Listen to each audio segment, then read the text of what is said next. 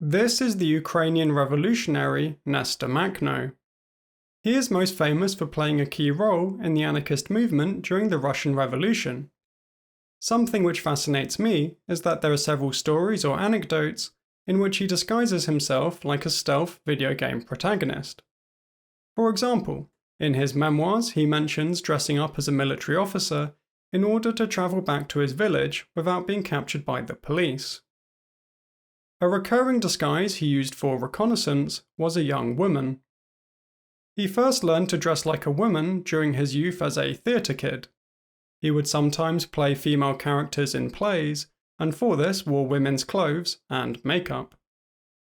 As an adult, Makhno cross-dressed to further the self-emancipation of the working classes.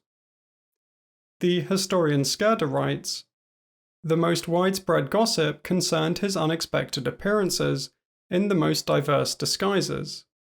In the early days, and given his flowing locks and beardless face, the most commonly assumed disguise was as a woman.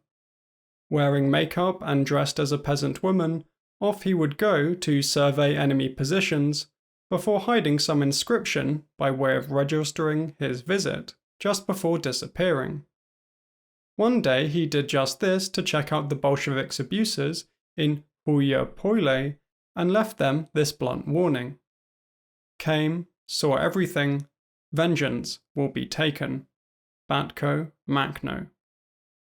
The disguise was sometimes used to get close to assassination targets and take them by surprise. In 1908, a police informer within Makhno's study group was assassinated by a man dressed as a woman. A decade later, during the Russian Civil War, Makhno participated in an attempt to blow up an Austro-German district command center.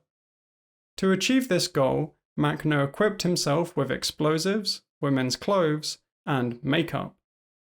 The mission ended up being abandoned because the room where the military officers were located also included some women and children.